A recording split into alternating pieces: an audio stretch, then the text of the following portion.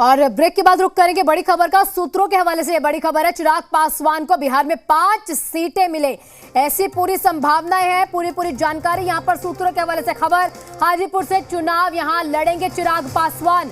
पशुपति पारस को राज्यपाल का ऑफर मिल चुका है, प्रिंस को बिहार में मंत्री पद का ऑफर दिया गया। तो ये अब वो कहीं ना कहीं बात है जो हुई है, उसके बाद जाके यहाँ पर एलजेपी में जो थोड़ा सा पेच फंसा हुआ था वो क्लियर हुआ है। चिराग पासवान और पशुपति पारस के बीच जो भी यहाँ पर दिक्कतें थी, यहाँ पर बीजेपी ने इस तरह से हो सकता है इसको सॉल्व किया हो।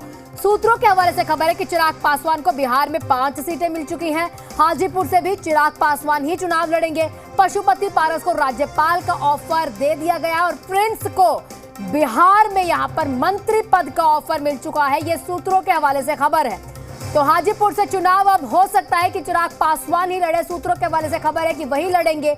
पशुपति पारस को यहाँ पर राज्यपाल का ऑफर मिल गया और यहाँ प्रिंस पासवान को भी मिला है, उनको बिहार में मंत्री पद का ऑफर मिल चुका है। आप सभी जानते हैं अभी तक बिहार में मंत्रिमंडल विस्तार होना है और 15 तारीख से पहले वो विस्तार जल्द से जल्द हो जाए, इस तरह की पूरी बातें हो रही थी। और अब मंत्री भी बिहार में बना दिया जाए प्रिंस को, ये भी बात अब निकल कर आ गई है। यहाँ पर हाजीपुर से, चूंकि हाजीपुर एक ऐसी सीट थी जहां पर एलजेपी के दोनों ये जो गुट हैं, पशुपति पारस का भी और चिराग पासवान का भी, इनका पेच यहाँ फंसा हुआ था। दोनों चाहते थे कि हाजीपुर से वो चुनाव लड़े। यहाँ पर चिराग पासवान किसी भी बात को लेकर यहाँ मानने को तैयार नहीं थे और हुआ भी कुछ ऐसा ही।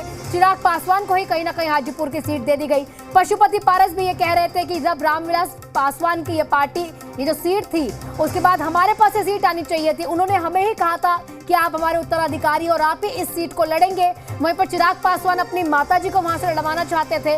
और अब जाकर यहाँ जो मान मनोबल का दौर अगर देखा जाए तो उसमें ये ऑफर जो है दोनों को मिली है, वो ऑफर सूत्रों के हवाले से हम आपको बता रहे हैं क्या कुछ हो सकती हैं।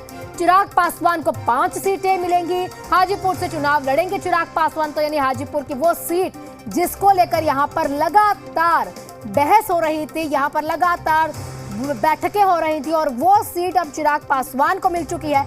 वहीं पर प्रिंस, चूंकि उनके भाई हैं और यहाँ पर प्रिंस को भी बोल दिया गया है कि बिहार में मंत्री बनाया जाएगा और राज्यपाल का ऑफर पशुपति पारस को।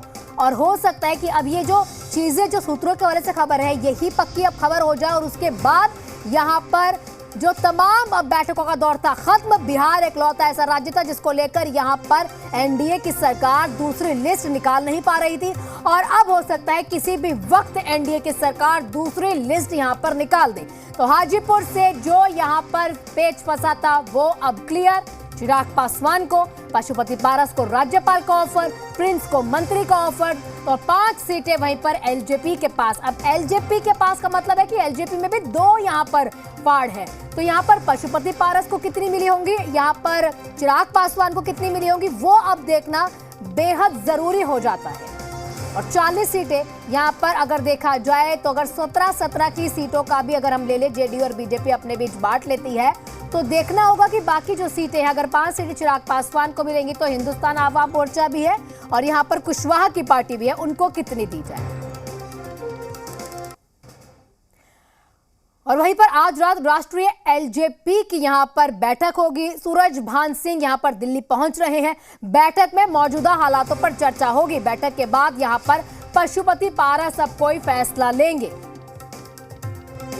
तो सूरजभान सिंह दिल्ली पहुंच रहे हैं।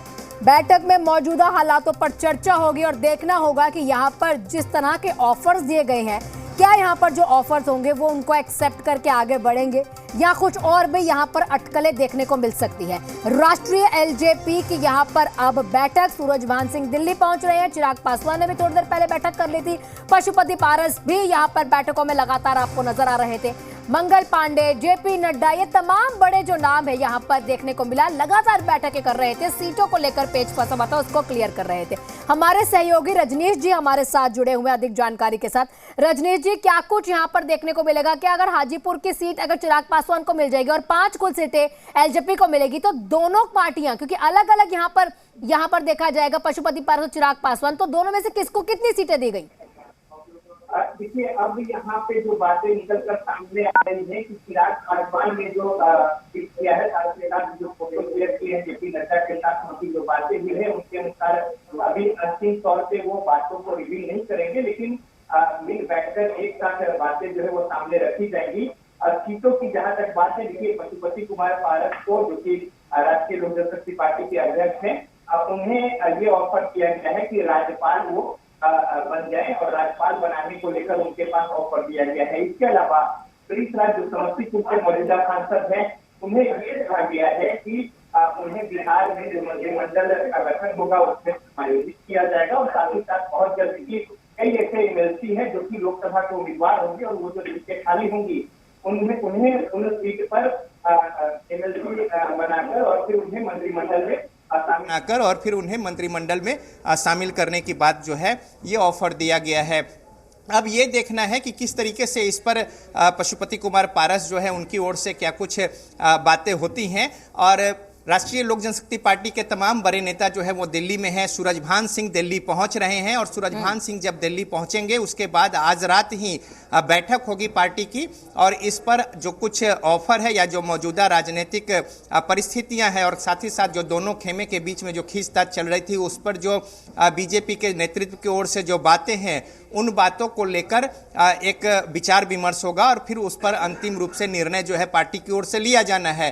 तो लिहाजा अब ये स्थिति है कि पहले बीजेपी की ओर से ये कोशिश की गई थी कि दोनों खेमा जो है वो एक हो जाए और उसके बाद जो सीटों की डिमांड है वो फुलफिल हो जाएगा और उसके बाद एकजुट होकर चुनाव जो है वो लड़ना है और किसी भी खेमे को या किसी दल को कोई ऐसा महसूस न हो कि उन्हें उन पर दबाव है किसी तरीके का या फिर उन्हें उचित स्थान नहीं दिया गया, लिहाजा जो एक वोट बैंक है उस पर या फिर उनके समर्थकों पर इस तरीके से कोई असर न पड़े, इन बातों की कोशिश की गई है। तो हालांकि ये अंदर खाने की तमाम सारी बातें हैं। अब इस पर किस तरीके से राष्ट्रीय लोक जनशक्ति पार्टी जो है वो अपना निर्णय लेती है और साथ ही साथ बातों को, चूंकि उनकी भी जो पार्टी है उसका एक जनाधार है, साथ ही साथ तमाम जो बिहार राज्य है उनमें हर जगह पे उनका संगठन है, तो निर्णय जो है अब पार्टी को लेना है और पार्टी इसको लेकर आज रात को बैठक कर रही है और इस बैठक के बाद निर्णय होगा।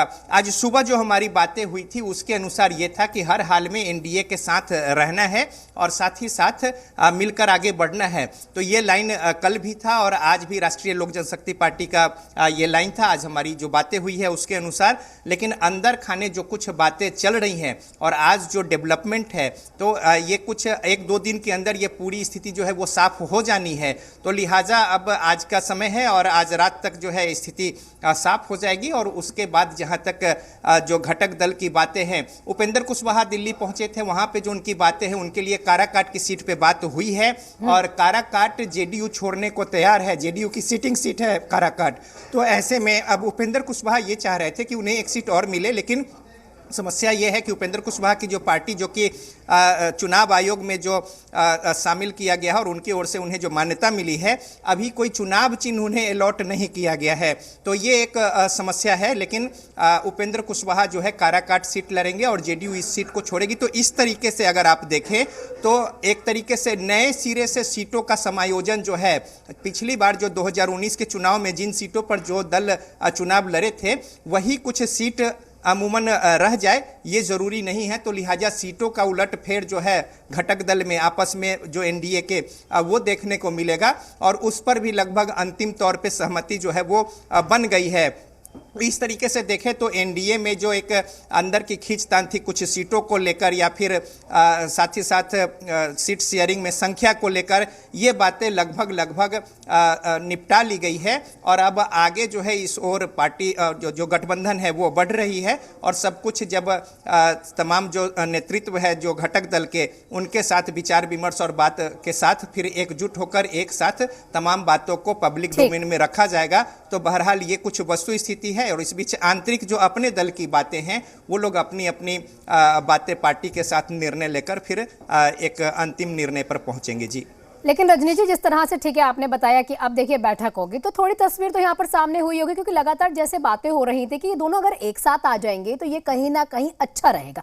दोनों पार्टियां कहती थी कि दोनों चाचा भतीजे हम कह सकते हैं, दोनों जने ये कहते थे कि हम एक साथ नहीं आएंगे। तो क्या अब जो ये बैठक होगी इसमें एक साथ होने की बात हो सकती है? देखिए हाँ ना, चिराग पासवान ने जो बयान दिए हैं उनकी बातों से ये बात स्पष्ट है। वो कह रहे हैं कि हमारी बातें हुई है और हमारी जो सीट मुझे मिल रही है उसमें दूसरे किसी का समायोजन नहीं है, यानी वो सीटें चिराग पासवान को यानी कि लोक जनशक्ति पार्टी रामविलास को मिल रही है। दूसरी महत्वपूर्ण बात ये कही उन्होंने कि जो सीटें दी जा रही है और साथ ही साथ कौन साथ है कौन नहीं है ये वो नहीं जानते हैं, वो साथ में हैं और मिलकर चुनाव लड़ेंगे 40 सीटों की बात, यानी सकारात्मक तरीके से गठबंधन की बात अब चिराग पासवान कर रहे हैं। तो ऐसे में एक जो तमाम चीजें हैं उसमें कहीं ना कहीं इस तरीके से साफ है। पहले भी जो ऑफर दिया गया था एकजुट होने को लेकर दोनों खेमों की ओर से, चिराग पासवान की ओर से भी और पशुपति कुमार पारस की ओर से भी ये कहा गया कि जब अलग अलग दल हो गए और गंगा में तब बहुत पानी निकल चुका है, लिहाजा अब एक होना संभव नहीं है। इस परिस्थिति में अपनी अपनी ओर से दोनों खेमों ने दावेदारी की थी। जो पशुपति कुमार पारस हैं उनकी ओर से स्पष्ट कहा गया कि उनकी 5 सीटें थी। हालांकि बीना देवी जो वैशाली से मौजूदा सांसद है वो बाद में चिराग खेमे में चली गई। जब 5 सांसद लेकर अलग हुए थे, चिराग पासवान अकेले थे और पशुपति कुमार पारस के साथ 5 सांसद उनको मिलाकर थे। तो ऐसे में उस तरीके की उनकी दावेदारी थी, जबकि चिराग पासवान ये कह रहे थे कि उन्हें ये सारी सीटें मिलनी चाहिए। तो इन तमाम बातों को देखा जाए, हनुमान ने राम पर जो प्रेशर बनाया है वो कहीं ना कहीं हनुमान की जीत भी एक तरीके से मानी जा सकती है रजनीश। लेकिन यहाँ पर सवाल यह भी आ जाता है कि राज्यपाल एक बड़ा ऑफर यहाँ पर पशुपति पारस को अगर दिया गया है तो जरूर उनसे यहाँ पर जब बार्गेनिंग हुई होगी तो वो भी बड़ी हुई होगी।